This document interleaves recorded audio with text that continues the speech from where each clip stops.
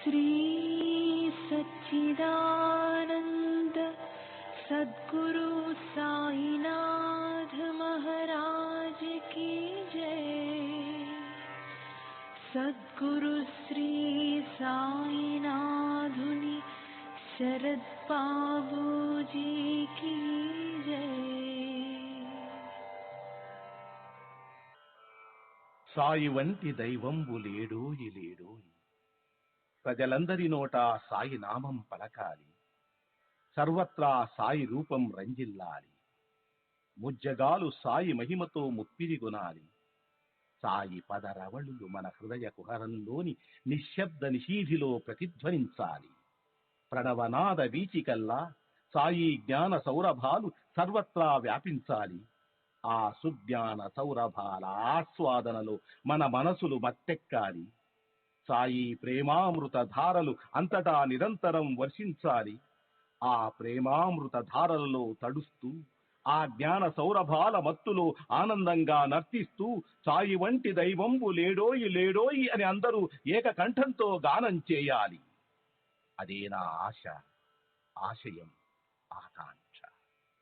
అదొక మధుర స్వప్నం. ఆ స్వప్న సాఫల్యం కోసం శ్రీ సాయినాథుని అనన్య ప్రేమతో, ఆర్ద్రతతో ప్రార్థించటమే మనం చేయగలిగింది, చేయవలసింది. శ్రీ బాబూజీ.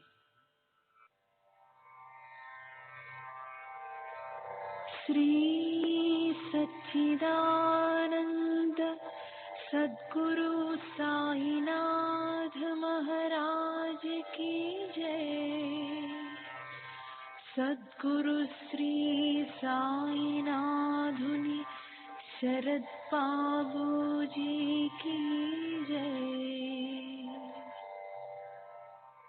साई बाबा, साई बाबा, साई बाबा, साई बाबा।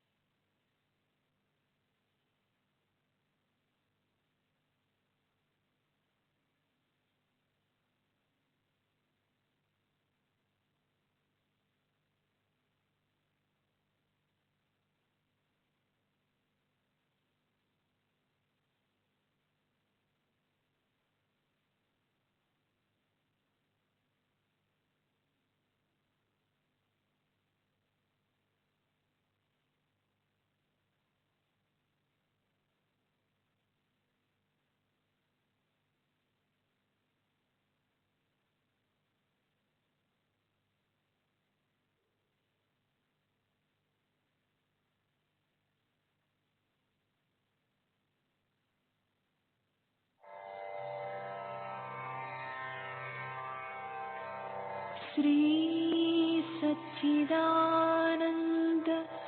सद्गुरु साईनाथ महाराज की जय। सद्गुरु श्री साईनाथुनि शरद बाबू जी की जय।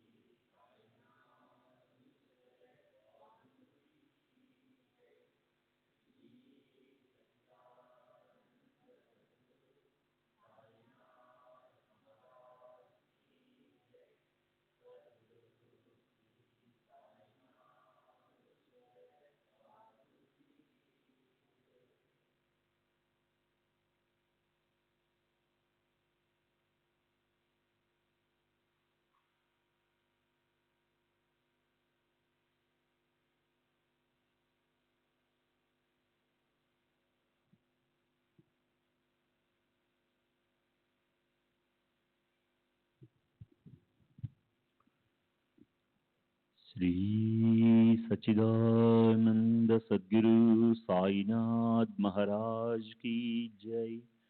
सद्गुरु श्री साईनाथ शरद बाबू जी की जय। శ్రీ సాయినాథాయ నమః. శ్రీ సాయిబాబా సత్య చరిత్ర 9వ అధ్యాయం నిన్నటి తర్వాయి.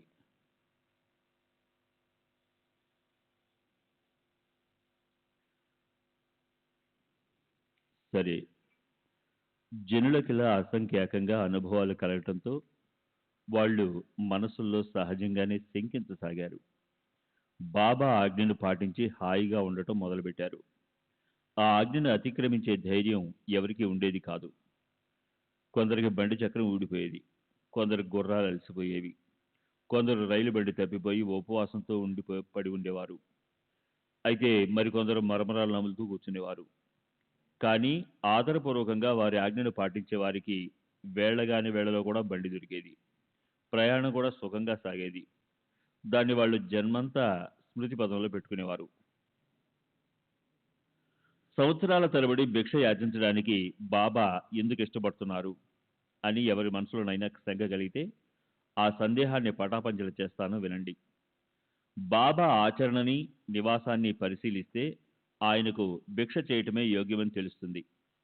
అలా చేసి లోకులకు గృహస్థాశ్రమ కర్తవ్యాన్ని పాటించడంలోని ఆనందాన్నిచ్చి వారికి శ్రేయస్సును కలిగించేవారు బాబా. తను మన ధనాలతో సహా సర్వాన్ని సాయి చరణాల్లో సమర్పించే ఏకనిష్ట భక్తులను సాయిబాబా ఎంతో ఇష్టపడేవారు. గృహస్థుల ఇంట్లో ఉడికించే ఆహారాన్ని ఆ ఇంట్లోని ముఖ్య పురుషుడు, సన్యాసి లేదా బ్రహ్మచారి వీరి ప్రీతి కోసం మొదట అగ్నికి ఆహుతిగా ఇవ్వవలసి ఉంటుంది. అథవా ప్రత్యక్షంగా అక్కడున్న వారికి ఆదరపూర్వకంగా తినడానికి ఇవ్వవలసి ఉంటుంది. వారికి మొదటి ఆహుతి ఇవ్వకుండా ఒకవేళ గృహస్థ భోజనం చేస్తే అతను కాయిక, వాచిక, మానసిక శుద్ధి కోసం చాంద్రాయణ వ్రతం చేయవలసి ఉంటుంది అని శాస్త్రాల్లో నియమం ఉంది. సన్యాసులకు, బ్రహ్మచారులకు అన్నం వండుకోవడం లేదా స్వయం పాకం చేసుకోవడం నిషిద్ధం. వాళ్ళు ఒకవేళ అలా చేస్తే వారి తల మీద కూడా చాంద్రాయణ వ్రతం నిశ్చయంగా పొచ్చి పడుతుంది. కనుక వారి కడుపు నింపే బాధ్యతను శాస్త్రాలు గృహస్థాశ్రమ వాసుల మీద పెట్టాయి. సన్యాసులు ఏ రకమైన పనులు చేయరు. బాబా గృహస్థాశ్రమానికి చెందినవారు కాదు, వానప్రస్థాశ్రమానికి చెందినవారు కూడా కాదు. ఆయన కేవలం బాల్యం నుంచి సర్వస్వాన్ని త్యాగం చేసిన బ్రహ్మచారి. కనుక భిక్ష చేయటం ఆయనకి ఎంతో యోగ్యం. విశ్వమంతా నా ఇల్లు, నేనే వాసుదేవుణ్ణి, విశ్వంబరుణ్ణి, నేనే అవినాశి పరబ్రహ్మని అన్న ప్రజ్ఞ ఉండి మనసులో దృఢ నిశ్చయం ఉన్నవారికి, విశ్వమే తన కుటుంబం అని తెలిసిన వారికి భిక్షాన్న మీద పూర్తి అధికారం ఉంటుంది. లేకపోతే హాస్యాస్పదంగా వీధుల్లో అడుక్కునే ఇతరుల పద్ధతి చూడండి. మొదట మానవులు పుత్రేషణ అంటే పిల్లా పాపలను పొంది సంసారంలో ఉండడం మీద ఇచ్చ, తరువాత విత్తేషణ అంటే డబ్బు సంపాదనపై లోభం, లోకేషణ అంటే జగత్తు గౌరవ మర్యాదలు పొందాలన్న ఆకాంక్ష. ఈ 3 రకాల ఆకాంక్షలను నిశ్చయపూర్వకంగా వదలవలసి ఉంటుంది. వారే భిక్షాన్నం తినడానికి అర్హులు. లేకపోతే భిక్షా పాత్రతో భిక్ష చేసేవారి బ్రతుక్కి నిప్పు పడని, అలా వారు బ్రతికి ఉండడం సిగ్గుచేటు అని తుకారాం మహారాజు పాడటం అర్ధహీనం, సారహీనం అవుతాయి. సాయి సమర్థులు గొప్ప సిద్ధపురుషులు అన్న విషయం చిన్న పెద్దలందరికీ తెలుసు.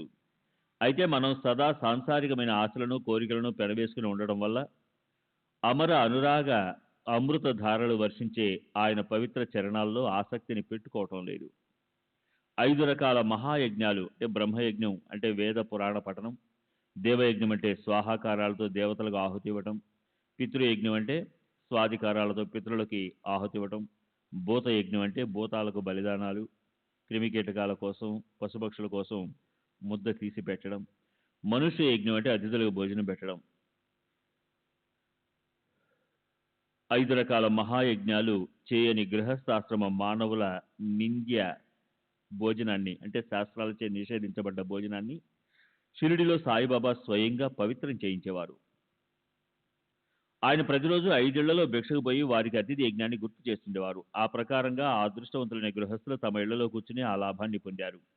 ఆ 5 మహాయజ్ఞాలు చేశాక మిగిలిన అన్నాన్ని తినేవారి పంచసోనం అనే పేరు గల ప్రసిద్ధి చెందిన, తెలియకపోవడం వల్ల సంభవించే, తెలుసుకోవడానికి కఠినమైన పాపాలు నశించిపోతాయి.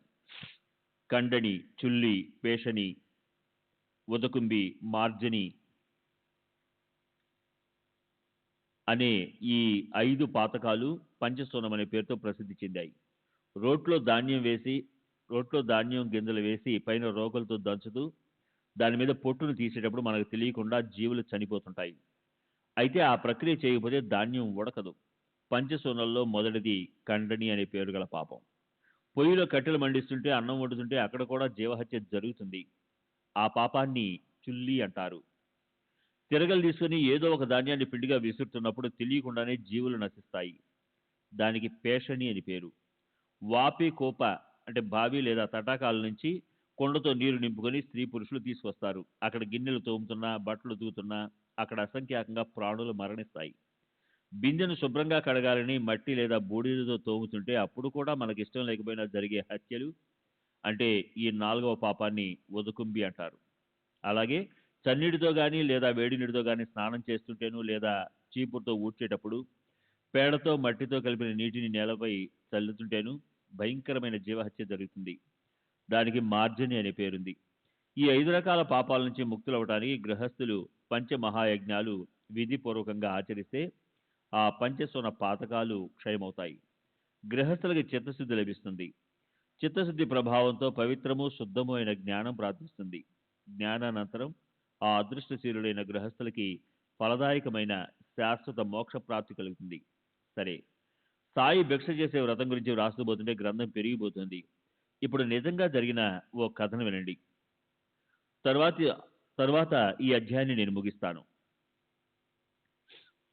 మనసులో మాత్రం ప్రేమ ఉండి తీరాలి. అలా పెట్టుకుని ఎవరైనా ఏదైనా పంపితే దాన్ని తీసుకొచ్చిన వ్యక్తి దాన్ని గురించి విస్మరిస్తే అప్పుడు బాబా దాన్ని మర్చిపోకుండా తాము స్వయంగా అడిగి మరీ తీసుకునేవారు.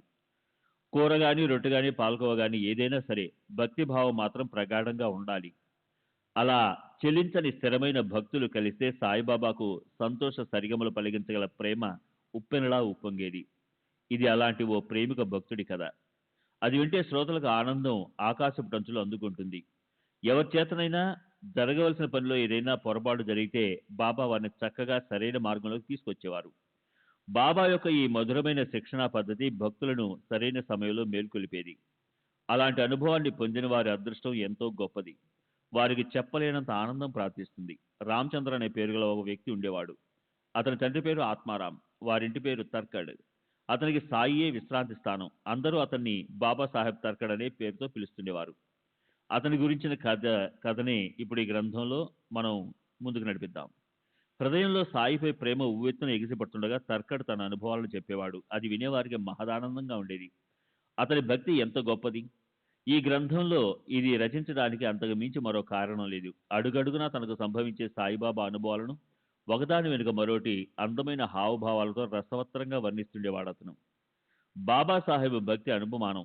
అతనింట్లో ఉన్న అందమైన పెద్ద చందన మండపంలో 3 వేళలా పూజించడానికి కాగితం పైన గీసిన శ్రీ సాయిబాబా చిత్రపటం ఉండేది. తర్కడ్ ఎంతో అదృష్టవంతుడు. అతని కడుపున పుట్టిన కొడుకు కూడా భక్తిపరుడు. సాయిబాబాకు నైవేద్యం పెట్టకుండా అతను అన్నం మెతుకు ముట్టుకునేవాడు కాదు.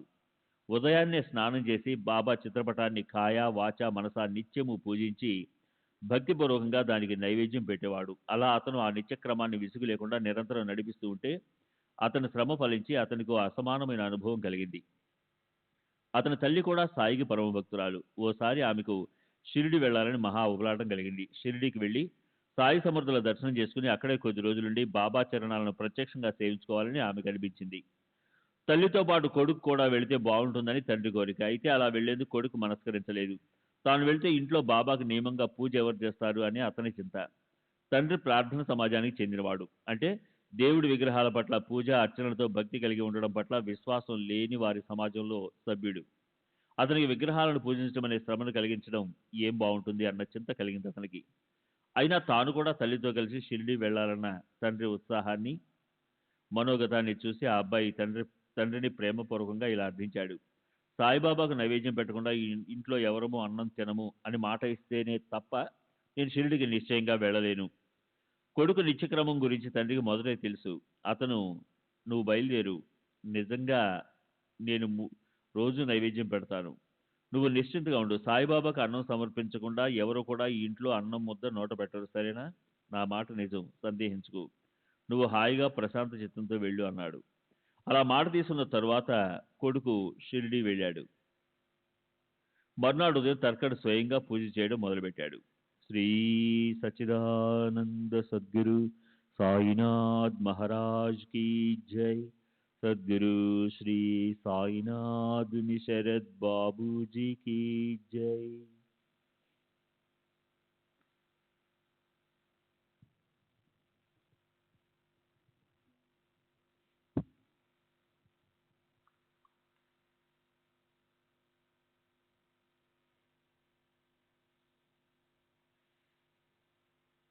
నాడు పూజ మొదలు పెట్టగానే బాబాసాహెబ్ తర్కడ్ సాయిబాబా పటం ముందు సాష్టాంగం చేసి ఇలా ప్రార్థించాడు. అబ్బాయి, పూజ ఎలా చేస్తాడో అలాగే నా చేత కూడా సేవ జరిపించుకోండి. అది కేవలం యాంత్రికమైన ప్రక్రియగా ఉండకూడదు. నా హృదయంలో ప్రేమాంకురాలు మొలిపించండి. ప్రతిరోజు హృదయాన్ని బ్రహ్మీ ముహూర్తంలో 4 గడియలంటే రాత్రి 1:30 నుంచి సూర్యోదయానికి ముందు గడియలంటే 45 నిమిషాల వరకు ఆ మధ్య సమయం ఈశ్వరోపాసనకు ఎంతో యోగ్యమైనది. శాస్త్రాలలో చెప్పబడింది. స్నానం చేసి తర్కడ్ ప్రార్థనాపూర్వకంగా నైవేద్యంతో పాటు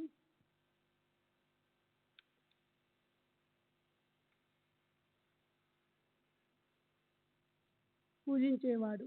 నైవేద్యం కోసం బాబాసాహెబ్ నియమంగా బాబాకి పటికి బెల్లం అర్పించేవాడు. ఆ నియమం చాలా రోజులు నడిచింది. అయితే ఆ రోజు అందులో అవరోధం ఏర్పడింది. తర్కడ్ మనసు వ్యవహారాలలో చిక్కుకుని ఉంది. అతను మర్చిపోవటం వలన ఆ ఒక్కరోజు నైవేద్యం పెట్టకుండా అందరి భోజనాలు అయిపోయాయి. ఒక గొప్ప మిల్లులో తర్కడ్ సాహెబ్ ముఖ్య అధికారి. అతను ప్రతిరోజు తెల్లవారుజామునే బయటికి వెళ్లాల్సి వచ్చేది. మధ్యాహ్నం బయట నుంచి తిరిగి వచ్చాక భోజనానికి కూర్చున్నప్పుడు మొదట నైవేద్యం పెట్టిన పటికి బెల్లం ప్రసాదం అతనికి పెట్టేవారు. అది నియమం. కానీ ఆ రోజు పూజలో అతను మర్చిపోయాడు కనుక పటిక బెల్లం నైవేద్యం ఆగిపోయింది. కనుక భోజన సమయంలో ప్రసాదం లేకపోవటం, భోజనానికి కూర్చున్నప్పుడు వంటావిడ ప్రతిరోజు ప్రసాదంగా కొంచెం పటికి బెల్లం పళ్ళెంలో వడ్డించేది. అదే అన్నశుద్ధి అయ్యేది. అయితే ఆ రోజు పూజ వేళ ఎందుకో గాని హడావుడయ్యి చక్కెర నైవేద్యం పెట్టడం పక్కన ఉండిపోయింది. కనుక ప్రసాదం నియమానుసారంగా పళ్ళెంలోకి లేకుండా పోయింది. వెంటనే తర్కడ్ కంచం ముందు లేచి పశ్చాత్తాప హృదయుడై సాయిబాబా చిత్రపటం ముందు నిలబడి నమస్కారం చేసి కళ్ళ నుంచి ఆశ్రువులు జలజలా రాలుతుండగా, బాబా, ఎందుకిలా మాయను కలిగించారు? నేను ఎలా మర్చిపోయాను అసలు? నా నుంచి చివరికి పొరపాటు జరిగింది. మొదటి కృపతో నన్ను క్షమించండి. ఇది కేవలం మరుపు కాదు, గొప్ప పాపం. నాకెంతో పశ్చాత్తాపం కలుగుతుంది. నేను పొరపాటు చేశాను. నాకు నిజంగా సిగ్గులేదు. మహారాజా, నాపై కరుణ చూపండి అంటూ తర్కడ్ చిత్రపటం ముందు సాష్టాంగపడ్డాడు. అతని అంతఃకరణంలో దుఃఖంతో గొంతు పూడుకుపోయింది. అతను మళ్ళీ, ఓ దయాసాగర సాయి మహారాజా, నాపై దయ చూపండి అని ఎంతో నిస్సహాయతతో తర్కడ్ తన కొడుక్కి ఉత్తరం రాశాడు. నా వల్ల గొప్ప పొరపాటు జరిగిపోయింది. నన్ను క్షమించమని సాయిబాబాని ప్రార్థించు. అనన్యంగా శరణు వచ్చిన వీడిపై దయచూపమని అడుగు. ఆయన కరుణని యాచించు. ఈ దీనదాసుని కోసం అభయవచనాన్ని అడుగు. బాంద్రాలో జరిగింది. దానికి 100 క్రోసుల దూరంలో ఉంది షిరిడి. అయినప్పటికీ అక్కడికి వెంటనే కబురు అందింది. అక్కడ బాబా నోటి నుంచి జాలువారిన శబ్దాలను వినండి. భూత భవిష్యత్ వర్తమానాలు తమ కనుసన్నల్లో ఉంచుకున్న త్రికాల జ్ఞాని సాయి మహారాజ్. ఆయనకు దేశకాలాల్లోనే అవరోధాలు లేవు. దీనికి ప్రత్యక్ష ప్రమాణం చూడండి. ఇక్కడ షిరిడీలో ఆ అబ్బాయి ఆ రోజు సాయిబాబాకు వందనం చేయటానికి పోయినప్పుడు జరిగిన సంభాషణను శ్రోతలు జాగ్రత్తగా వినండి. అబ్బాయి ఎంతో సంతోషంగా తన తల్లితో కలిసి బాబా చరణాలకు నమస్కరిస్తున్నప్పుడు ఆయన ఆమెను ఉద్దేశించి అన్న మాటలు విని అతనికి ఎంతో ఆశ్చర్యం కలిగింది. ఏం చేయనమ్మా, ప్రతిరోజులాగే నేను ఈ రోజు బాంద్రాకు వెళ్ళాను. కానీ తినడానికి, కనీసం తాగటానికి గంజి నూకలను ఉడకబెట్టి పలుచగా చేసిన ద్రవం లేదు. నేను ఉపవాసంతో తిరిగి రావాల్సి వచ్చింది. స్నేహానుబంధాలు ఎలా ఉంటాయో చూడు. తలుపులేసి ఉన్నా నేను మనస్ఫూర్తిగా లోపలికి వెళ్ళాను. నన్నెవరు అడ్డగించగలరు? ఇంట్లో యజమాని కలవలేదు. నా కడుపులో ప్రేగులు ఆకలికి అలమటిస్తున్నాయి. మిట్ట మధ్యాహ్నం అన్నం లేకుండా అలాగే నేను తిరిగి వచ్చేశాను. బాబా అన్న మాటలు వినగానే ఆ అబ్బాయి తన తండ్రి మతిమరుపు వల్ల బాబాకి నైవేద్యాన్ని పెట్టి ఉండడన్న విషయాన్ని వెంటనే గ్రహించాడు. అప్పుడు ఆ అబ్బాయి బాబాకి నన్ను తిరిగి ఇంటికి పంపండి అని విన్నపం చేశారు. అయితే బాబా అతన్ని పోనీయలేదు.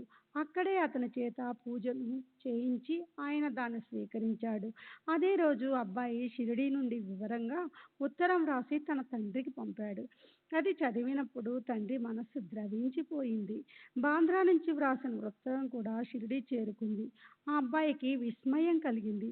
అతని కళ్ళ నుంచి కలిగిన అశ్రువులు ప్రవాహంలా బయటికి దూకాయి. చూడండి, సాయి లీల ఎలా ఉంటుందో, ప్రేమతో హృదయం ఉవ్వెత్తున ఎగిసిపడకుండా ఎలా ఉంటుంది.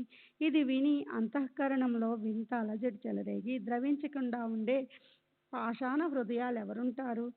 ఈ అబ్బాయి తల్లే ఒకసారి షిరిడీలో ఉన్నప్పుడు సాయిబాబా ఆమెపై అనుగ్రహం చూపిన పద్ధతి చాలా విశేషంగా ఉంటుంది. వినండి. మధ్యాహ్నం పూట వంటగదిలో కంచంలో భోజనాన్ని వడ్డించి సిద్ధం చేస్తున్నప్పుడు గడపలో ఆకలితో ఉన్న ఒక కుక్క వచ్చి నిలబడింది. ఆ తల్లి కంచంలోని రొట్టెలోని ఒక ముక్కని దానికి తినటానికి వేసింది. అప్పుడే బురద ఓడుతూ ఆకలితో పీడించబడే ఒక పంది కూడా అక్కడికి వచ్చింది. ఇదంతా స్వాభావికంగా సహజాతి సహజంగా జరిగిపోయింది. ఈ విషయం ఆ తల్లి మనసుకు ఏమాత్రం గుర్తులేదు. అయితే ఆ మధ్యాహ్నం సాయిబాబా తమంత తాము విషయాన్ని ప్రస్తావించారు. మధ్యాహ్న భోజన సమయాన నియమానుసారం ఆ తల్లి మసీదుకు వచ్చి దూరంగా కూర్చుకోగానే బాబా ఆమెతో ప్రేమగా ఇలా అన్నారు: అమ్మా, ఈరోజు నువ్వు నాకు భోజనం పెట్టావు. దాంతో నా కడుపు గొంతు వరకు నిండిపోయింది. ఈ ప్రాణం ఆకలితో అలమటించినప్పుడు నువ్వు దాన్ని తృప్తిపరిచావు. ఎప్పుడూ అలాగే చేస్తుండు. అదే నిజంగా శ్రేయస్కరం. మసీదులో కూర్చున్నా నేను అసత్యం చెప్పను. అలా నిజంగా ఎన్నడూ జరగదు. నా దయ ఇలా ఉంటుందని తెలుసుకో. ఆకలిగొన్న వారికి మొదట రొట్టె ఇవ్వాలి, తరువాతే తమ కడుపును నింపుకోవాలి.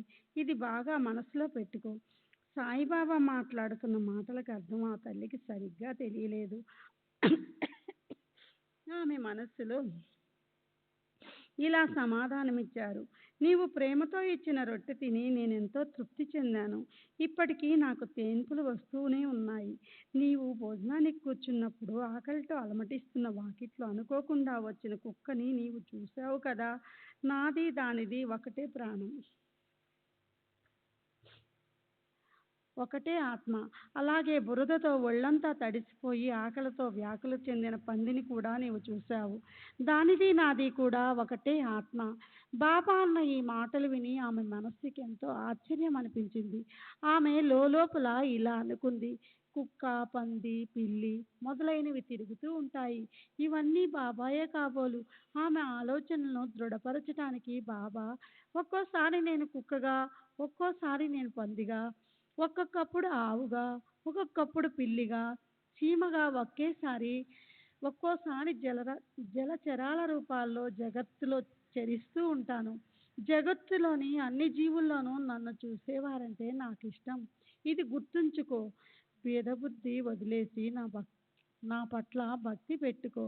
బాబా పెదవుల నుంచి జాలువారిన ఈ శబ్దాలు మమతాలు బంగారు నీడల్లో సేద తీర్చగల అత్యుత్తమైన అమృతపు గుళికలే. అది విని ఆమెకి గొంతు పొడిగిపోయింది. ఆమె కళ్ళ నిండా అశ్రువులు వచ్చాయి. కంఠం పెగల్లేదు.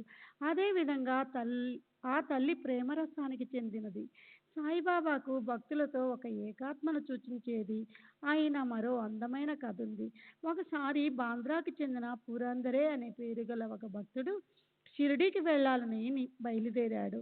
అతనికి ఆ తల్లి ప్రేమపూర్వకంగా వంకాయలు ఇచ్చి అతని భార్యతో ఇలా విన్నవించింది: ఒక వంకాయతో పచ్చడి, రెండవ వంకాయతో వేపుడు కూర చేసి బాబాకు తృప్తిగా వడ్డించు. ఆమె సరేనని వాటిని తీసుకుంది. షిరిడి వెళ్ళగానే హారతి అయిపోయాక బాబా భోజన సమయానికి పచ్చడిని చేసి తీసుకెళ్ళింది. నిత్య క్రమానుసారం నైవేద్యం చేసి పళ్ళెం పెట్టి ఆమె బయలుదేరి వెళ్ళిపోయింది. శ్రీ సచ్చిదానంద సద్గురు సాయినాథ్ మహారాజ్ కి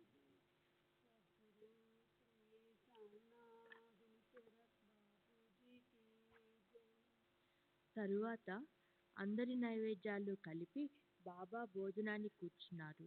పచ్చడి రుచి చూసిన బాబాకి అది రుచికరంగా అనిపించింది. దాన్ని ఆయన అందరికీ వడ్డించారు. తర్వాత ఆయన మనసుకి వేపుడు కూర తినాలని అనిపించింది. దాన్ని ఇప్పుడు తెండి అన్నారాయన. ఏం చెయ్యాలో భక్తులకు తోచలేదు. బాబాకి వంకాయ వేపుడు తినాలని అనిపిస్తుందట. అది తినాలన్న కోరికతో ఆయన తినకుండా ఆగారు అని వాళ్ళు రాధాకృష్ణబాయికి కబురు పెట్టారు. అది వంకాయల కాలం కాదు. మరప్పుడు అవి ఎక్కడ దొరుకుతాయి? అప్పుడు పురందరే భార్యని పచ్చడిని వెతకడం ప్రారంభించారు. ఆమె తీసుకొచ్చిన పళ్ళెంలో పచ్చడుంది. అందుకని ఆమె సామాన్లలో ఒకవేళ వంకాయలుండొచ్చనిపించింది. అందుకని ఆమెను అడిగినప్పుడు బాబా వంకాయ వేపుడు గురించి అడగడంలోని అంతరార్థం బోధపడింది. బాబా దానికోసం ఇంత ప్రేమ ఎందుకు కనబరిచారో అది కూడా అందరికీ అర్థమైంది. ఆమె ఒక వంకాయతో పచ్చడి అయింది. దాన్ని మధ్యాహ్నం బాబాకి అర్పించాను. మరో వంకాయతో తర్వాత వేపుడు చేసి తీసుకొద్దామని పక్కన ఉంచాను అంది. అప్పుడు ఆ వంకాయను గురించిన విషయమంతా మొదట్నుంచి అందరికీ మెల్లమెల్లగా తెలిసింది. సాయిబాబా సర్వవ్యాపకతను చూసి వారంతా అబ్బురపడ్డారు. ఇలాగే మరోసారి క్రీస్తు శకము 1915వ సంవత్సరం డిసెంబర్ నెలలో ఈవిడే గొప్ప ప్రేమతో బాబాకి ఒక పాల్కోవా పంపించింది. బాలారాం మాన్కర్ మరణించినందుకు అతని ఉత్తర క్రియలను చేయడం కోసం అతని కొడుకు షిరిడీకి వెళ్తున్నానని చెప్పడానికి తర్కట్ దగ్గరకు వచ్చాడు. తర్కట్ భార్య మనసులో ఆ అబ్బాయితో పాటు బాబా కోసం ఏదైనా పంపించాలనిపించింది. వెతికి చూస్తే పాలకోవా తప్ప ఇంకేమీ లేవు. ఆ పాలకోవా కూడా అప్పటికే దేవుడికి నైవేద్యం పెట్టింది. ఆ అబ్బాయి వెళ్ళడానికి తొందరపడుతున్నాడు. అదీకాక ఆ అబ్బాయికి సూతకం, చనిపోయిన మనిషి ఇంటి వాళ్లకు ఉండే అపవిత్రత ఉంది. మిగిలి ఉన్న ఆ పాలకోవా కూడా ఎంగిలిది, అంటే అంతకుముందు నైవేద్యంగా పెట్టబడింది. మరో ఉపాయం లేకపోవడం వల్ల చివరికి దాన్నే ఆమె ఆ అబ్బాయికి బాబాకి అర్పించడానికి ఇచ్చి ఇలా అంది: ఇంట్లో వేరే ఏమీ లేవు. దీన్నే తీసుకెళ్ళి బాబాకు ప్రేమగా ఇవ్వు. ఆయన ఇష్టంగా తింటారు అన్నది. గోవిందజీ ఆ పాలకోవాని తీసుకెళ్ళాడు. అయితే బాబా దర్శనానికి వెళ్ళినప్పుడు అతను ఆ విషయం మర్చిపోయాడు. పాలకోవా అతని బసలోనే ఉండిపోయింది. అయితే బాబా చాలా ఓర్పుగా ఉన్నారు. మళ్ళీ మూడో జాము సుమారు 4 గంటలకి ఆ అబ్బాయి దర్బారులోకి వచ్చాడు. అప్పుడు కూడా అతను ఇదివరకులాగే ఆ విషయం మర్చిపోయాడు. మసీదుకు వట్టి చేతులతో వచ్చాడు. బాబా అతన్ని నా కోసం నీవేం తెచ్చావు అని అడిగారు. దానికతను ఏమీ తేలేదు అనగానే బాబా అతనికి కొంచెం గుర్తుకు తెచ్చారు. నీవు వచ్చేటప్పుడు ఎవరైనా ఏదైనా వస్తువు నాకివ్వమని ఇవ్వలేదా? అయినా ఆ అబ్బాయి లేదు అన్నాడు. అప్పుడు మాత్రం సాయి సమర్థులు అతన్ని స్పష్టంగా ప్రశ్నించారు. ఒరేయ్, ఇంటి నుంచి బయలుదేరేటప్పుడు నీకు ఆ తల్లి ప్రేమపూర్వకంగా తినుబండారాన్ని ఇవ్వలేదు? అప్పుడు అతనికి గుర్తొచ్చింది. నేనలా ఎలా మర్చిపోయాను అంటూ ఎంతో సిగ్గుపడ్డాడు. తలొంచుకొని బాబాని క్షమించమని అడుగుతూ ఆయన పాదాలకు ప్రణమిల్లి పరుగున తన బసకు వెళ్ళాడు. పాలకోవా తీసుకొచ్చి బాబాకు సమర్పించాడు. అది చేతిలో పడకముందే బాబా దాన్ని నోట్లో వేసుకున్నారు. ఆ తల్లి భక్తికి సంతుష్టులైనారు. అలా ఆ మహానుభావులు భక్తుల మనసులోని భావనకు తగ్గ అనుభవాలిచ్చి భక్తుల గౌరవాన్ని పెంచుతారు. చూడండి, గత 3వ అధ్యాయం బాబా మాటలు. శ్రీహరి తన భక్తులకు ఆట వస్తువు. అమాయక భక్తుల కోసం ఆయన అలమటిస్తారు. ప్రేమ కోసం ఆయన సమూలంగా స్వాధీనమవుతారు. భక్తి ఉన్నట్లు నటించే వారిని ఆయన ఎన్నడూ కలవరు. అలాగే గీత 9వ అధ్యాయంలో శ్రీకృష్ణ భగవానులు మాటలు. పత్రం పుష్పం ఫలం తోయం యోమో భక్తా ప్రయచ్చతి తదహం భక్తృపహృతమస్నామి ప్రయత్నాత్మనః. నాకు ఆకును గాని, పువ్వును గాని, పండును గాని లేదా నీటిని గాని భక్తితో ఎవరు సమర్పిస్తారో ఆ భక్తి శుద్ధచిత్తులైన మానవులు సమర్పించే వాటిని నేను గొప్ప ప్రేమామృతంతో స్వీకరిస్తాను. ఈ కథలో మరొక రహస్యం ఏమిటంటే ప్రతి ఒక్క ప్రాణిమాతృల్లో సదా ఈశ్వరుణ్ణి చూడాలి. ఇది సమస్త శాస్త్రాలకు అంగీకారమే. అదే ఇందులో సిద్ధాంతం.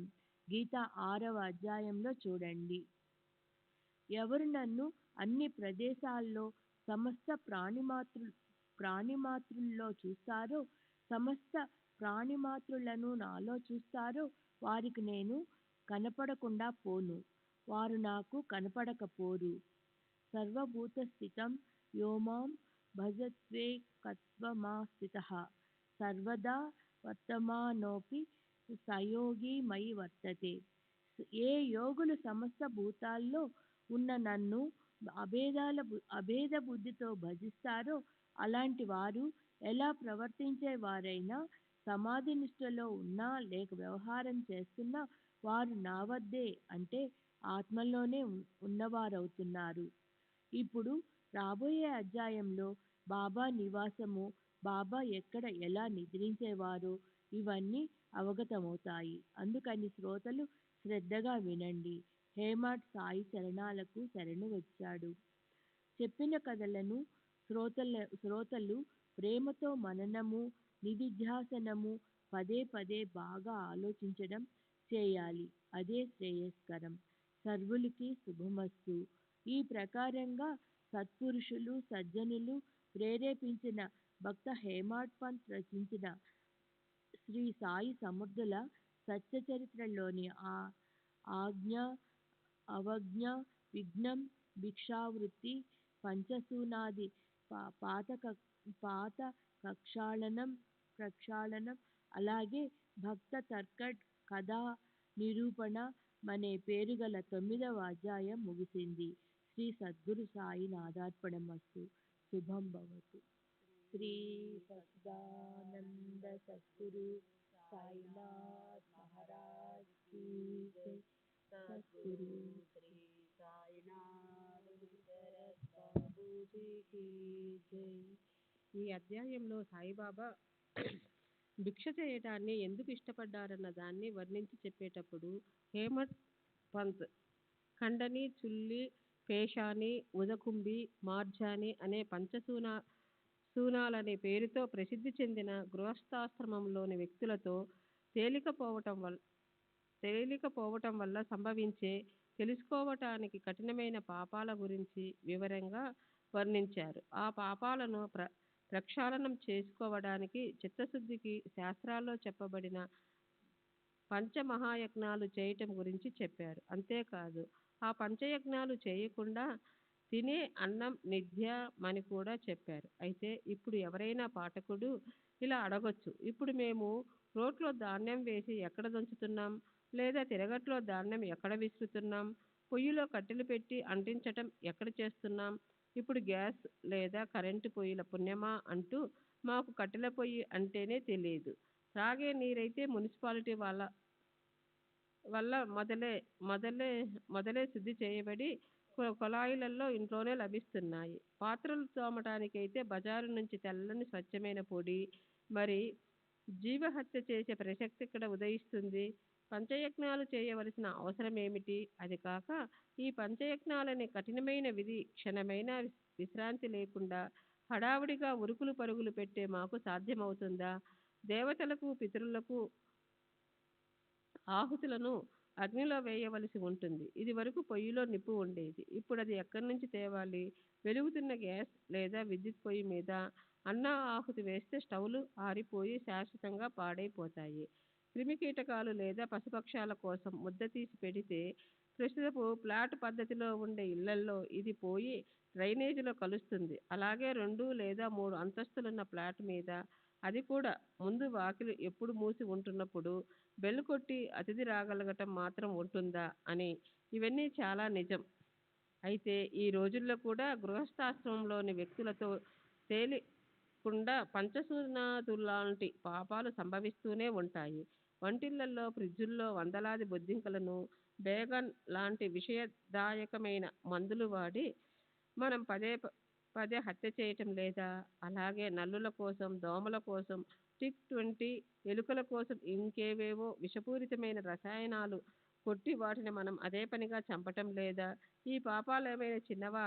ఈ రోజుల్లో మనం స్వయంగా రోట్లో ధాన్యం పోసి దంచటం లేదు, తిరగలిలో విసరటము లేదు, బాగు చేసిన బియ్యాన్నే కొనుక్కుంటున్నాం, పిండి పిండి మిల్లుల్లో తయారు చేయించి తెచ్చుకుంటున్నాం. అయినప్పటికీ ఆ పనుల్లో ఇతరులతో చేయబడే ఆ పాపాల్లో ఆ పని మన కోసమే అవుతుంది కనుక మనం కూడా భాగస్వాములం సరే.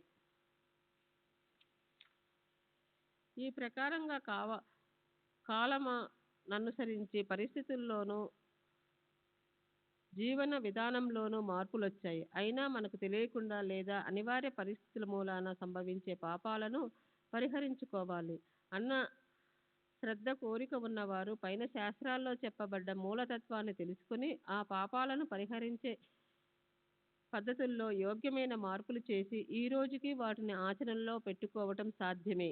ఉదాహరణకు బ్రహ్మయజ్ఞం అంటే పురాణ గ్రంథాలు చదవటం. దాన్ని మనం రోజు కొద్దో గొప్పో చెయ్యొచ్చు. దేవయజ్ఞం, పితృయజ్ఞం లేదా భూతయజ్ఞం వీటిల్లో అగ్నికి ఆహుతి ఇవ్వటం మనకు సాధ్యం కాదు. అయితే దేవతలకి చక్కెర నైవేద్యం, మరణించిన తల్లిదండ్రులకు వారి పుణ్యతిథుల రోజును గుర్తుపెట్టుకొని పేదవారికి అన్నదానం చేయటం, కుక్కలు, పిల్లులు, పిచ్చుకలకు ఆ అవకాశం వచ్చినప్పుడు రొట్టె ముక్క పెట్టడం సాధ్యమే. మనుష్య యజ్ఞం అంటే అతిథులకు భోజనం పెట్టడం. ఈ రోజుల్లోనూ మన దగ్గరికి కూడా ఎవరో అతిథులు అనుకోకుండా వస్తారు. అలాంటి సందర్భంలో ఈ పీడాకారం వాడు ఊరికే ఎక్కడి నుంచి వచ్చాడు అని కస్సుబుస్సులాడకుండా గొప్ప ఆనందంతో ప్రేమతో వారికి భోజనం పెట్టి తృప్తిపరచటం. అదే మనుష్య యజ్ఞం. వచ్చిన వాళ్ళు సాయి భక్తులే అయితే బాబానే వచ్చారు అని భావించి ఆ అతిథికి ఆదర సత్కార్యాలు చేయాలి. సాయిబాబా స్వయంగా బడే బాబాను అతిథి అంటూ అతను పంక్తిలో కూర్చోకపోతే ఎప్పుడూ భోజనం చేసేవారు కాదు. హేమడ్ పంతు అంటారు, అతిథిని పూజిస్తే కోరుకున్నవి లభిస్తాయి, దాంతో అరిష్టాలన్నీ నివృత్తి అయిపోతాయి. అలా చేయకపోతే నిశ్చయంగా దోషం ప్రాప్తిస్తుంది.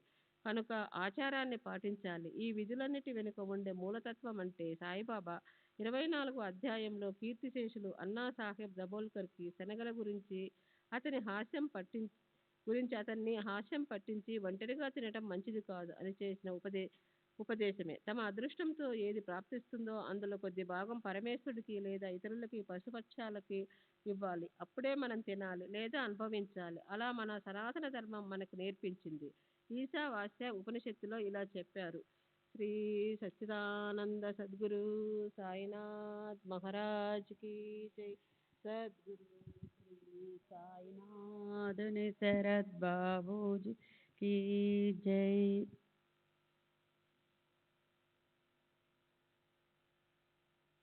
తేనే తక్విక్ష భుజిద్య మృగద్య కస్యే సిద్ధ్వం ధమః. పరమేశ్వరుడు సదా మన వద్ద ఉంటాడు. ఆయన్ని గుర్తుపెట్టుకుని ఆయన ఇచ్చే భోగాలను మానవులు మమకారాన్ని, ఆసక్తిని త్యాగం చేసి అనుభవించాలి. ఆ ధనం లేదా భోగ వస్తువులు ఎవరివి అంటే అర్థం ఎవరివి కావని.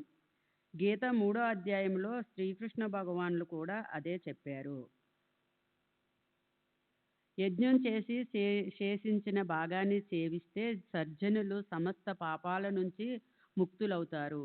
అయితే అలా కాక ఎవరు కేవలం తమ కోసమే అన్నం వండుకుంటారో ఆ పాపులు పాపాన్నే భుజిస్తారు. సారాంశం ఏమిటంటే ఎంతగానో లోభత్వంతో ఉండడం లేదా తమ స్వార్థం కోసం వ్యవహరించడం పాపం. ఈ కాలంలో దానికి ఉదాహరణలు ఇలా. సంసారంలో డబ్బుని సంపాదించడం అవసరమే. ఈనాటి మండే మహా ధరల వల్ల రూపాయి ఇలువ పడిపోతూ ఉండడం వల్ల ప్రతివారు కొద్దో గొప్ప మరింతగా డబ్బుని సంపాదించాలి. అయితే దానికోసం కోట్లాది రూపాయలను ఇష్టమొచ్చిన మార్గాల్లో పోగేయడం. సామాన్య మానవుడు ఉండడం కోసం స్థలం కొనుక్కోలేడు. అయితే ఈ రోజుల్లో వేలాది ఫ్లాట్లు నిర్మాణించినా కానీ అవి ఖాళీగా ఉంటున్నాయా? డబ్బున్నవారే అవసరం లేకపోయినా 4-5 ఫ్లాట్లు కొని ఓ పక్కన పెట్టుకోవడం. పెట్రోలు, వంట నూనెలు లేదా చక్కెర వీటికి బజారులో లోటు వచ్చినట్లు అనిపించినప్పుడు ఆ వస్తువులు కొద్దో గొప్ప సంగ్రహించడం అవసరం. అయితే డబ్బుంది కదా అని తమ వద్ద విపరీతంగా పోగు చేసిన ఇతరులకు హాని చేయడం.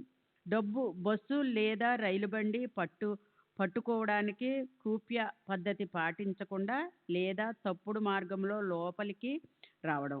అలా ఈ రోజుల్లో ఉదాహరణలు ఎన్నెన్నో ఇవ్వచ్చు. ఈ మానవులంతా గీతలోనే 3వ అధ్యాయంలోనే 12వ శ్లోకంలో చెప్పబడ్డ విధంగా సోర్లేస్తే చేస్తేనే ఏవనసకార.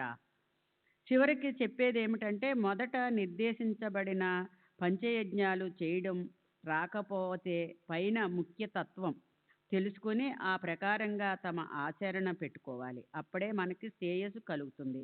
దానికన్నా ముఖ్యం మనసుకి ఎంతో శాంతి లభిస్తుంది. 10వ అధ్యాయము శ్రీ సాయి సమర్థుల గొప్పతనము. కర్తవ్య అకర్తవ్యుల అన్యదా కర్తవ్యం అంటే చేయడం, చెయ్యకపోవడము, మరో విధముగా చేయడము. అపరిమితమైన ప్రతిబంధక రహిత సామర్థ్యమున్న శ్రీ సాయి మహాత్యము. శ్రీ గణేశునికి నమస్కారము, శ్రీ సరస్వతీదేవికి నమస్కారము, శ్రీ గురు మహారాజుకి నమస్కారము, శ్రీ కుల దేవతకి నమస్కారము, శ్రీ సీతారామచంద్రులకి నమస్కారము, శ్రీ సద్గురు సాయినాథునికి నమస్కారము. సమస్త జనులకు శ్రేయస్సు కలిగించడంలో నిమగ్నమై ఉంటూ నిరంతరము పరమాత్మతో దాతిత్యము చెందిన స్థితిలో ఉన్న వారిని భక్తి పొగలు వారే మనసుతో సతమతము స్మరించాలి. వారి స్మరణ మాత్రముతో జనన మరణ పరిభ్రమణం నుంచి విముక్తి లభిస్తుంది. అదే గొప్ప సాధన. దానికోసం ఒక చిల్లు గవ్వ కూడా ఖర్చు పెట్టనవసరం లేదు. కొద్ది ప్రయత్నంతో గొప్ప లాభాలు అందరికీ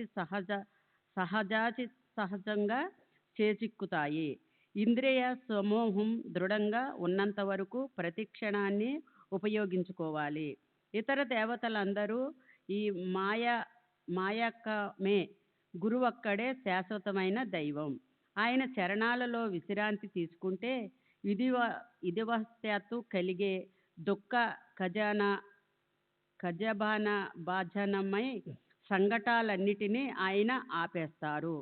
సద్గురుకి ఉత్తమ పద్ధతిలో సేవ జరిగే చోటు సంసారజన్య దుఃఖమంతా సమూలంగా నశించిపోతుంది.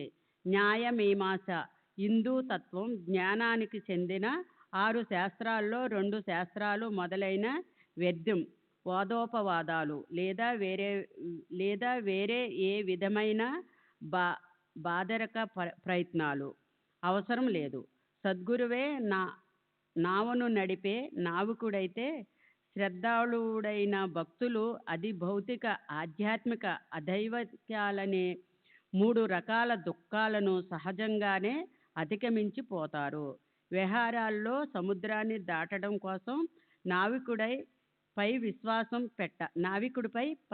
విశ్వాసం పెట్టినట్లే అదే విశ్వాసం సంసార సాగరాన్ని నుంచి దాటిపోవడానికి మనం సద్గురుపై పెట్టాలి. అప్పుడు వారు తమ భక్తుల భావాన్ని, భక్తిని చూసి వారికి పూర్ణ జ్ఞానం అరిచేతిలోని ఉసిరికాయ వలె అవగాహనకు సులభంగా అందేలా చేస్తారు. శుద్ధ ఆనంద లక్షణ గల మోక్షాన్ని సహజంగా ప్రాప్తింపచేస్తారు. ఎవరి దర్శన మాత్రంతో హృదయం గ్రంథి విడిపోయి విషయ భోగాలన్నిటి నుంచి వెనక్కి మరలుతామో, సచ్చిత పూర్వ జన్మార్జిత పాప పుణ్యాలదాయక మొత్తం కర్మల రాశి క్రయమాణి రాబోయే జన్మలో అనుభవించవలసిన సుఖదుఖాలనే ఫలాలకి కారణమై ప్రస్తుత జన్మలోనే మంచి చెడు పనులు కర్మలు క్షణమై పోతేయేమో. వారి ప్రభావాన్ని వర్ణిద్దాం.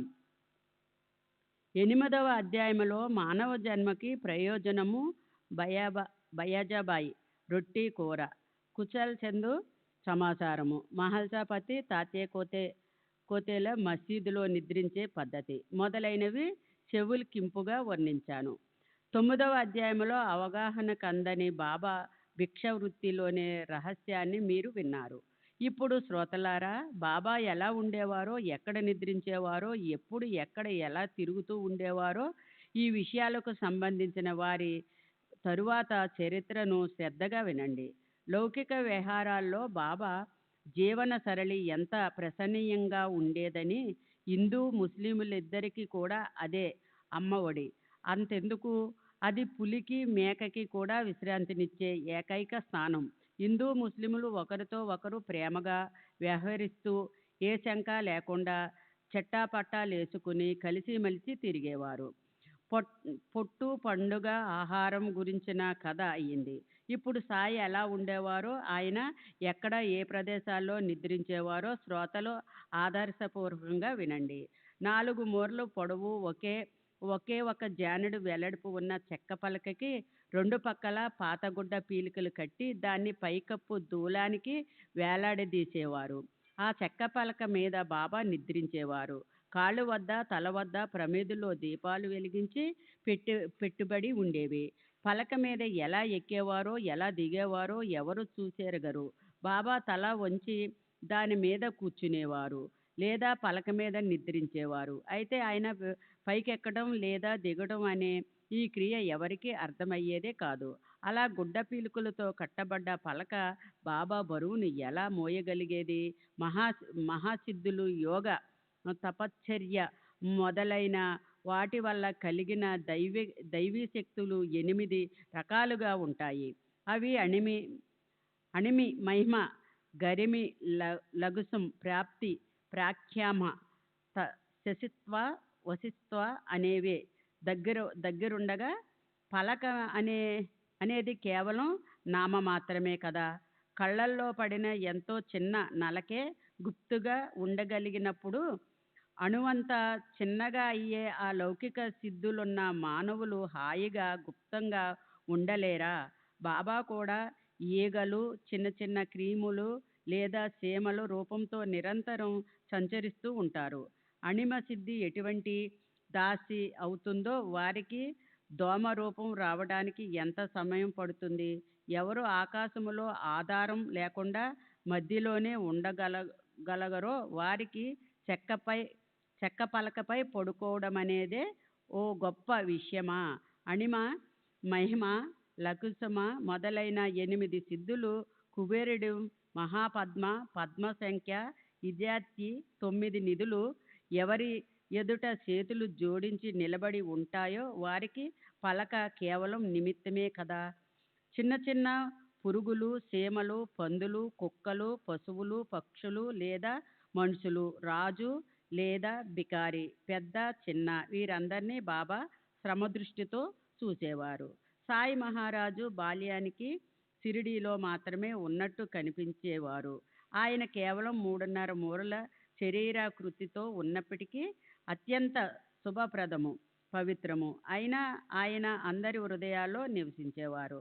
లోపల ఆయన ఎవరితోనూ ఏ విధమైన సంబంధం లేనట్టు నిర్వహకారంగా లేదా సంసారం నుంచి అలిప్తంగా ఉన్న బయటికి ఆయనకి లోపలకు ఏకాత్రము చెయ్యాలని ఎంతగానో కోరిక ఉండేది. శ్రీ సచ్చిదానంద సద్గురు సాయినాథ్ మహారాజ్ కీ జై. సద్గురు శ్రీ సాయినాథ్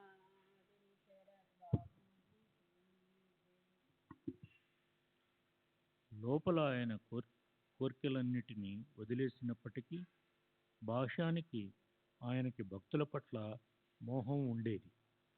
లోపల అత్యంత నిష్కాములైనప్పటికీ బాహ్యానికి భక్తుల కోసం అత్యంత సకాముకులుగా ఉండేవారు. లోపల ఆత్మశాంతికి ఆశ్రయస్థానమైనప్పటికీ పైకి పరమ క్రోధంతో ఉండేవారు. లోపల పరబ్రహ్మ స్థితిలో ఉన్న పైకి పైచాచిక వృత్తిని ప్రదర్శించేవారు. ఆంతర్యంలో అద్వైతం మీద అపారమైన అభిమానం ఉండి ఎక్కడా ఆసక్తి అణువంతైనా లేకపోయినా బాహ్యానికి జగత్తులోని సమస్త చిక్కుల్లో చిక్కుకున్నట్లుండేవారు. ఒక్కోసారి పరవళ్ళు తొక్కే ప్రేమభావంతో చూస్తుండేవారు. మరోసారి రాయి తీసుకొని పరిగెత్తి వచ్చేవారు. కొన్నిసార్లు తిట్లు, శాపనార్థాలు పెట్టేవారు. కొన్నిసార్లు చిందులు వేసే ఆనందంతో ఆలింగనం చేసుకునేవారు. కొన్నిసార్లు ఆయన శాంత దాంత తమ మనోవికారాల మీద ఆధిపత్యం సంపాదించటం, ఉపరతి, విషయాల నుంచి నివృత్తి, తితిక్షలతో భరించే శక్తి, సహనశీలత, సదా సమాహితులై సమాధిస్థిత ధ్యానమగ్నత, ఆత్మరతులై ఆత్మస్వరూపంలో లేదా ఆత్మానందంలో నిమగ్నత, భక్తుల పట్ల సంతృష్టులుగా ఉండేవారు. ఒకే ఆసనం మీద సదా తల్లీనులై ఉండే ఆయనకి ఎక్కడికి రాకపోకలుండేవి కావు. సటకాయే ఆయన దండం. అలా ఆయన నిశ్చయంగా క్రియారహితులై ఉండేవారు. ఆయనకు కీర్తికాంతని కౌగిలించుకుందామని గాని, ఐశ్వర్యం ఆలింగనం చేసుకోవాలని గాని ఉండేది కాదు. ప్రాణరక్షణ కోసం భిక్షావృత్తిని ఆకాంక్షించేవారు. ఆసన ప్రాణాయామాది సాధనలతో చిత్తవృత్తిని నిరోధించి కాలాన్ని గడిపేవారు. ఆయన వేషధారణ ప్రత్యక్షంగా ఒకానొక యతి సన్యాసిదిలా ఉండేది. చేతిలోని సటకాయే సన్యాసుల దండం. అల్లా మాలిక్ అనే పదాన్ని ఆయన పదే పదే పలుకుతూ ఉండేవారు. భక్తుల మీద ప్రీతి అఖండంగా ఉండేది. సాయిబాబా లాంటి సగుణమూర్తి మానవ రూపంలో స్పష్టంగా కనిపించే సంపద పూర్వజన్మలో చేసిన పుణ్యం వల్ల మన హస్తగతమైంది. ఆయన్ని మానవుడిగా భావించిన వారు దురదృష్టవంతులు, మందబుద్ధులు. వారి దైవగతి విచిత్రం. వారికి సాయిబాబా అనే ఈ అదృష్టం ఎలా ప్రాప్తిస్తుంది? సాయిబాబా ఆత్మజ్ఞానానికి గని. ఆయన శరీరం అణువణువు వికసించిన వెన్నెల రాత్రిల ఆనందంతో ఓ తపోత్రంగా నిండి ఉండేది. సంసార సాగరాన్ని పూర్తిగా దాటడానికి ఆయన్ని ఆశ్రయించాలి. నిజంగా అది అపారము, అనంతము. పిపీలికాది బ్రహ్మపర్యంతము నిండి ఉన్న అలాంటి ఆ మూర్తీభవించిన నిరంతర అభిన్న పరబ్రహ్మే బాబా. కలియుగం యొక్క కాల వ్యవధి 4,32,000 సంవత్సరాలు. అందులో రమారమి 5,000 సంవత్సరాలు గడిచాక బాబా అవతరించారు. ఇక్కడ బాబా జన్మించిన తేదీ తెలియనప్పుడు ఏ ఆధారంతో దీన్ని నిశ్చయించారని శ్రోతలకు సందేహం కలగవచ్చు. అయితే విచారపూర్వకంగా శ్రద్ధ పెట్టి వినండి. షిరడీ క్షేత్రంలో తమ నిర్వాణమయ్యే వరకు ఉండాలన్న సంకల్పంతో, క్షేత్ర సన్యాస వృత్తితో ఒకానొక పుణ్యక్షేత్రంలో నివసించి ఆ క్షేత్రాన్ని సమాధి అయ్యేంత వరకు వదలకూడదన్న నియమం పెట్టుకున్న సన్యాస వృత్తితో అక్కడ బాబా 60 సంవత్సరాలు గడిపారు. మొదట్లో ఆయన 16 ఏళ్ల వయసున్నప్పుడు షిరిడీలో ప్రకటమైనారు. అప్పుడు ఆయన అక్కడ 3 సంవత్సరాలు ఉండిపోయారు. తరువాత ఆ మధ్యలో అక్కడి నుంచి ఎక్కడికో పోయారు. అంత దూరంలో నిజాం రాజ్యంలో ఔరంగాబాద్, బీడు, నాందేడ్, ఉస్మానాబాద్, పర్బానీ అనే మరఠ్వాడా జిల్లాలు స్వాతంత్రానికి ముందు నిజాం రాజ్యంలోకే వచ్చేవి. అక్కడ కనిపించారు. తరువాత అక్కడి నుంచి వెళ్ళి పెళ్లివారి ఊరేగింపుతో తిరిగి వచ్చి ఆయన శాశ్వతంగా షిరిడీలోనే ఉండిపోయారు. అప్పుడు ఆయన 20 సంవత్సరాలు. అప్పటి నుంచి షిరిడీలో 60 సంవత్సరాలు అఖండంగా నివసించారు. అది అందరికీ తెలుసు. 1840 శకము ఆశ్వీజ శుద్ధ దశమి నాడు 15 అక్టోబర్ 1918 విజయదశమికి అంటే దసరా శుభ ముహూర్తంలో బాబా తమ నిజధామానికి వెళ్ళిపోయారు. ఈ ప్రకారంగా బాబా ఆయు పరిమితి 80 సంవత్సరాలవుతుంది. కనుక ఆయన జననం సుమారుగా శక సంవత్సరం 1760, క్రీస్తు శకం 1838 అయి ఉండవచ్చు అని అంచనా వేసి నిశ్చయించవచ్చు.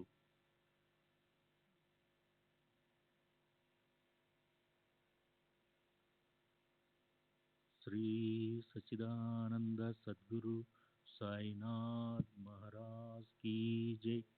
సద్గురు శ్రీ సాయినాథ్ నాథుని శరత్ బాబూజీకి జై. కాలుడి శిరస్సుపై కాలు పెట్టగల మహాత్ముల ఆయుధాన్ని ఎప్పటికైనా ఎవరైనా నిర్ణయించగలరా? ఈ పని చేయటం చాలా కష్టం. మహాత్ములు సదా తమ నిజ స్థితిలో ఉంటారు. వారికి జనన మరణాలు ఉండవు. సూర్యుడికి ఉదయించటం లేదా అస్తమించటం అనేది ఎక్కడ? అతను తన స్థానంలోంచి కించిత్తైనా కదలక నిరంతరం స్వస్థంగా ఉంటాడు. క్రీస్తు శకము 1681లో సమర్థ రామదాస్ స్వామి సమాధి చెందారు. తర్వాత పూర్తిగా 2 శతాబ్దాలు గడిచాయో లేదో ఈ మూర్తి అవతరించింది. భారతదేశ భూభాగాన్ని ముస్లింలు ఆక్రమించారు. హిందూ రాజులు పరాజయం పాలయ్యారు. భక్తి మార్గం రిక్తమైపోయింది. ప్రజలు ధర్మాన్ని దూరం చేసుకున్నారు. అప్పుడు సమర్థ రామదాసు జన్మించారు. శివాజీని చేతిలో పెట్టుకొని ముసల్మానుల నుంచి రాజ్యరమని రక్షించి గో బ్రాహ్మణులను సంరక్షించారు. తరువాత పూర్తిగా 2 శతకాలు కూడా గడవక ముందే గతకాలపు చీకటి ఛాయలు పైకి ఎగబాకాయి. హిందూ ముసల్మానుల కలహాలు చెలరేగాయి. అప్పుడు సాయిబాబా ఆ కలహాలను కాలరాచారు. ఆయన రాముడు రహీము ఒకటే, వారిలో అనువంతైనా తేడా లేదు. అలాంటప్పుడు భక్తులు మొండి పట్టుదల పెట్టుకొని ఒకరితో ఒకరు శత్రుత్వంతో ఎందుకుండాలి? మీరంతా ఎంత మూర్ఖులు! హిందూ ముసల్మానులు సత్సంబంధాలు ఏర్పరచుకోండి. మనసులో చక్కని ఆలోచనలకు చోటివ్వండి. అప్పుడే అవతలి తీరానికి అనాయాసంగా చేరుకుంటారు. వాద వివాదాలు మంచిది కావు. ఎవరితోనూ పోటీ పడకండి. నిరంతరం మీ శ్రేయస్సు గురించే శ్రమించండి. అప్పుడు అక్షరుడైన శ్రీహరి మిమ్మల్ని రక్షిస్తాడు. యోగము, యాగము, తపస్సు, జ్ఞానము ఇవన్నీ హరిని ప్రాప్తింప చేసుకునే సాధనాలు. ఇన్ని మన హస్తాల్లో శస్త్రాల్లో ఉన్నా హృదయంలో హరి లేకపోతే జీవనం పావనం కాదు, వ్యర్థమవుతుంది. ఎవరైనా ఏదైనా అపకారం చేసినప్పటికీ మనం దానికి ప్రతీకారం తీర్చుకోనక్కర్లేదు. చేయటం చేతనైతే వారికి ఉపకారం చేయటమే దానికి పరిష్కారం. బాబా చేసే ఉపదేశ సారం అలా ఉండేది. ఉత్తములు, నీచులు, స్త్రీలు, శూద్రులు వీరందరికీ సరిసమానంగా స్వార్థం కోసము అలాగే పరమార్థం కోసము కూడా ఇదే శ్రేయస్కరమైన చక్కని సరళ మార్గం. స్వప్నంలోని రాజవైభవం మేల్కొనగానే ఎలా వ్యర్థమవుతుందో అలాగే ఈ సంసారం పూర్తిగా మిథ్య అని బాబా అభిప్రాయం. దేహము, సుఖదుఖాలు నిజం కావు అని అలా సంసారంలోని వస్తుస్థితి ఆయనకు తెలిసి ఉండేది. ఆత్మానుసంధానంతో ఆ స్వప్న భ్రమలను తొలగించి ఆయన ముక్తిని సాధించారు. శిష్యుల బద్ధత చూసి ఆయన మనసు వ్యాకులం చెందేది. వారి దేహభ్రాంతి ఎలా పోతుందన్న దాని గురించే ఆయన రాత్రింబవళ్ళు చింతించేవారు. నేను బ్రహ్మను అన్న మనోభావన, అఖండ ఆనందంలో హాయిగా ఉండే స్వభావం, అలివి కాని ఆశలు, అర్థం లేని ఆకాంక్షలు లేని మానసిక స్థితి, రాగబంధాలు లేని వైరాగ్యము ఇవన్నీ ఆయన్ని ఆశ్రయించి విశ్రాంతిగా ఉండేవి. తాళాలు, తంబూరా తీసుకుని గడప గడపకి తిరుగుతూ వచ్చిపోయే వారి ముందు దైన్యంగా చేయి చాపటం అంటే ఆయనకు అసలు తెలియదు. అలా లెక్కలేని మంది గురువులుంటారు. వారు జనులను పట్టి బలవంతాన తెచ్చి శిష్యులను చేసుకుంటారు. డబ్బు కోసం మోసం చేసి బలవంతంగా చెవుల్లో మంత్రాన్ని ఊదుతారు. శిష్యులకు ధర్మబద్ధంగా జీవించాలని నేర్పిస్తారు. కానీ తాము మాత్రం అధర్మాన్ని ఆశ్రయించుకొని బతికేస్తారు. తామే దాటలేని భవసాగరాన్ని అలాంటి గురువులు శిష్యులను ఎలా దాటిస్తారు? తామే తప్పించుకోలేని జనన మరణాల నుంచి శిష్యులను ఎలా తప్పిస్తారు? శ్రీ సచిదానంద సద్గురు సాయినాథ్ మహారాజ్ की जय. सद्गुरु श्री साईनाथ शरद बाबूजी की जय।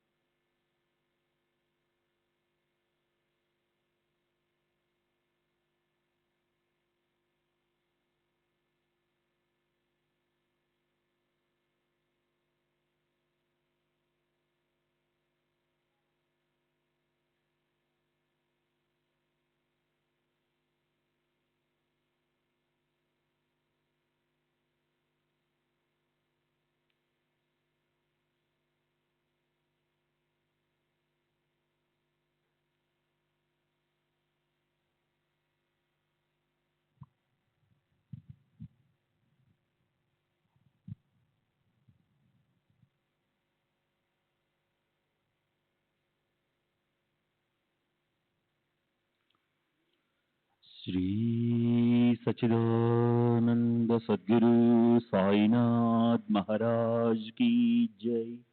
सद्गुरु श्री साईनाथ शरद बाबू जी की जय। साई रहम नजर करना, बच्चों का पालन करना। साई रहम नजर करना, बच्चों का पालन करना। जाना तुमने जगत पसारा, सब ही झूठ जमाना। जाना तुमने जगत पसारा, सब ही झूठ जमाना। साई रहम नजर करना, बच्चों का पालन करना। साई रहम नजर करना, बच्चों का पालन करना।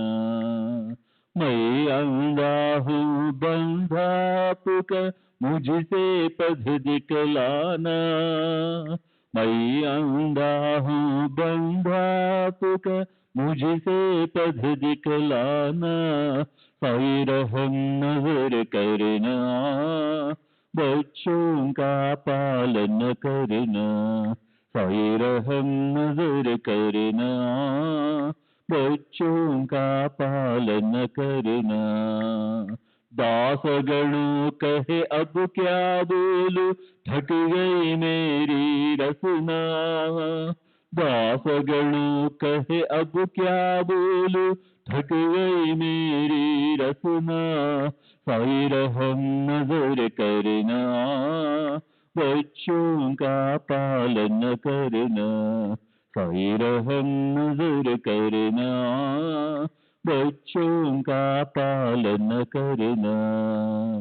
रहम नजर करो अब मोरे साई, तुम बिना नहीं मुझे माँ बाप भाई।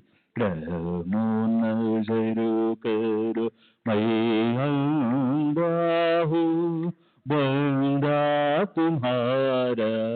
मैं अंधा हूँ बंदा तुम्हारा।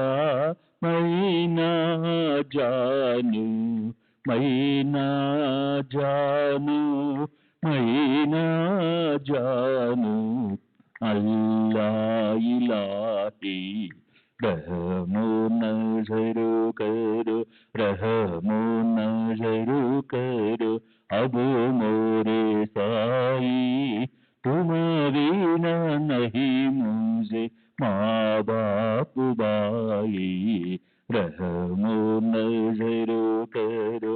काली जमाना मैंने गमाया, काली जमाना मैंने गमाया, साथी आखिर का, साथी आखिर का, साथी आखिर का, तुम बिना कोई, रहमो नजरो करो, रहमो नजरो करो, अब मोरे साई तुम बिना नहीं मुझे माँ बाप भाई, रहमो नजरो करो। अपने मस्जिद का झाड़ू गड़ो है, अपने मस्जिद का झाड़ू गड़ो है, मालिक हमारे, मालिक हमारे, मालिक हमारे, तुम बाबा साई, रहमो नजरो करो, रहमो नजरो करो, अब मोरे साई तुम बिना नहीं मुझे माँ बाप भाई, रहमो नजरो करो। श्री सच्चिदानंद सद्गुरु साईनाथ महाराज की जय। सद्गुरु श्री साईनाथ निशरद बाबू जी की जय।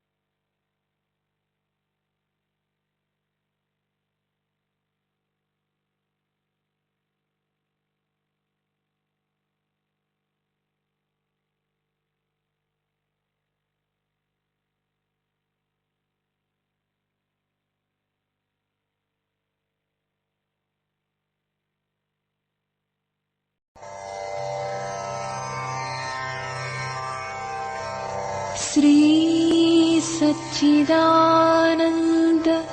सद्गुरु साईनाथ महाराज की जय। सद्गुरु श्री साईनाथुनि शरद बाबू जी की जय।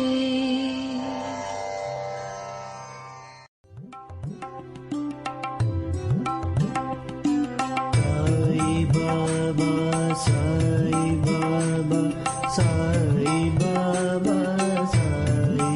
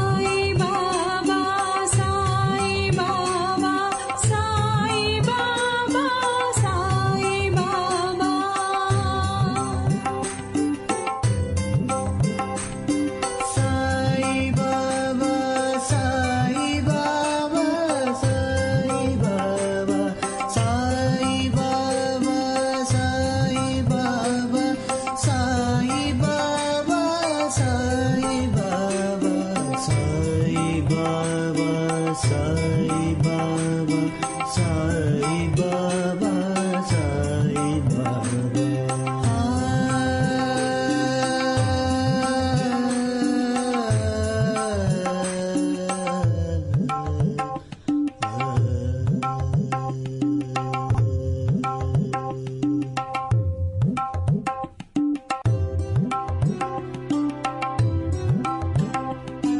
Sai Baba, Sai Baba, Sai Baba.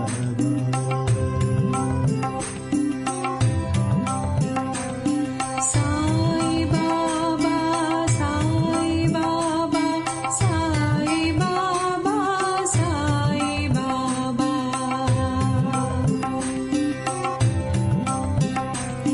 Sai Baba, Sai Baba, Sai Baba, Sai Baba.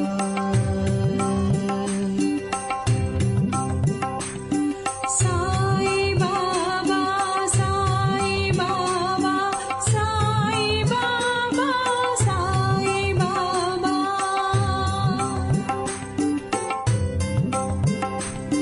Sai Baba, Sai Baba, Sai Baba, Sai Baba, Sai Baba, Sai Baba, Sai Baba, Sai Baba, Sai Baba, Sai Baba,